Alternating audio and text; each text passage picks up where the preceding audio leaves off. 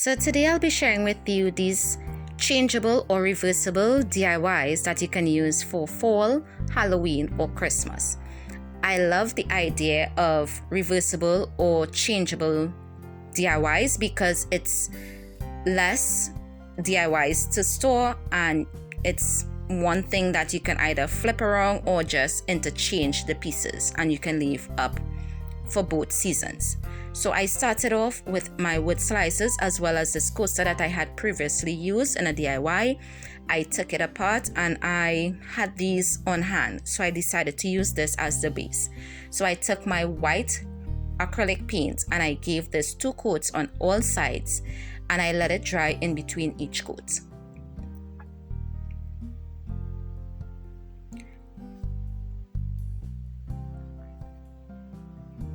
I would have a link for everything I use in this video for all the products in my description below, so feel free to check that out in case you decide to use or recreate any of these DIYs. I then took my pumpkin paint, which is an orange, and I gave my pumpkin slices 2 coats on the inside, and I tried to get it as neat as possible so it would look a little more professional rather than homemade. I did added brown at first, but I did not like the color I was getting. I wasn't getting that bright, vibrant color orange that I wanted, that pumpkin orange I wanted, so I just went in with just the orange. Once that had dried, I flipped it over and I gave the other side 1 thick coat of black paint. You can also use chalk paint if you have that on hand, but I only had acrylic, so that is what I use. And I also gave this 2 coats of paint, and I did let it dry in between each coat.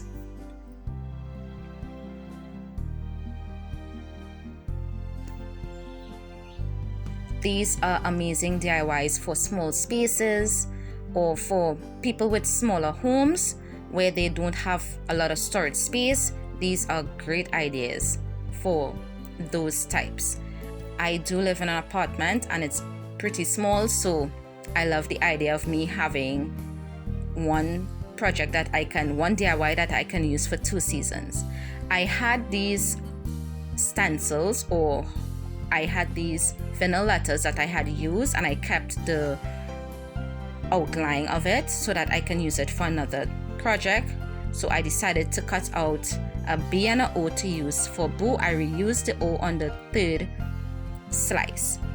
I started painting with my chip brush, but then it was getting all on the black, so I ended up going for a smaller brush, and I just used some of my white paint and I painted on the B and the 2 O's, and I did let it dry. I love the rustic handmade look I got from this piece. I did let it dry, and then I added somewhat of a second coat, but lighter than the first.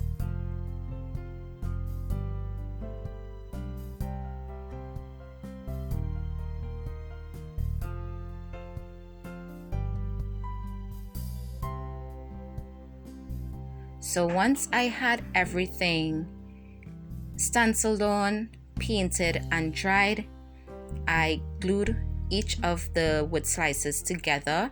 They weren't straight, they had a slant to them, but that was okay with me. I also did try to do some vines with some green paint as well as my fine tip brush or my detailing brush, but it wasn't necessary because you would see later on it was covered up. So once I had that all dried before I glued on the pieces, I then used some of my Gorilla Wood glue as well as hot glue, and I tried to get this as straight as possible, which I didn't, but as I said, it gives it character for me, and I love how it slants. So once everything was completely dried and the piece was solid, I went in with my fall garland, and I took out 3 different sizes of leaves, and I just glued those on. I also added on some twine bows to the top of the leaves to give it a little more character. Once all those was glued on, I also glued on the base of the piece, and I absolutely love the finished piece. I can use it for both fall as well as Halloween, and I can leave it out and just flip it. Isn't that cool?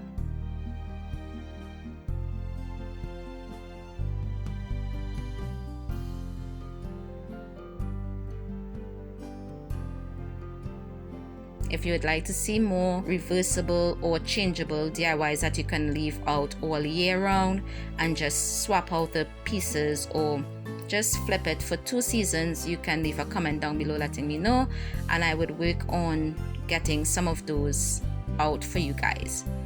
This is the finished piece. Yes, I know it looks a little weird on camera, but those are how the wood slices would. Next DIY, I took some of my wooden letters and I used the word bright as well as wicked to do my next DIY. I just got all the letters that I needed and I laid them out, and then for the bright I will be doing a blue color because that is the color scheme I'm going for this year. A few shades of blues, and I gave that roughly 2 coats of paint. I would leave the link for this paint. It is very light. It's a paint and primer in one, and if you do use it on a project, I would suggest that you prime the piece first in order to use less paint and to get that bright blue that you would like. It did give it somewhat of a blue wash finish and I loved how that looked, but I did went over a second time. I let that dry. I only painted one side and then I painted the wicked in black, and I did let both of them dry. Once they had dried, I painted some of my mini wooden blocks in white as well as a strip of cedar strip in white as well, and I let that dry. Here you see me take some velcro and I'm just cutting it down to size so that it can fit behind each of the letters.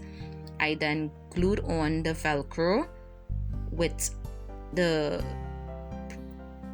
prickly side or the pointy side facing the blocks and the smooth side facing the letters, and I just glued that on, and I glued those onto the blocks. So when you peel the letters off, all that will remain is the piece that you need to stick onto the block.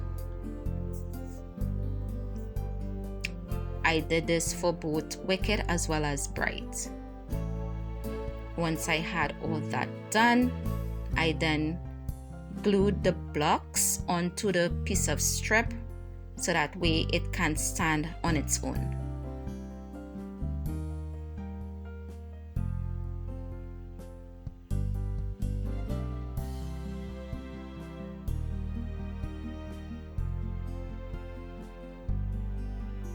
Once everything was done, I loved how this turned out.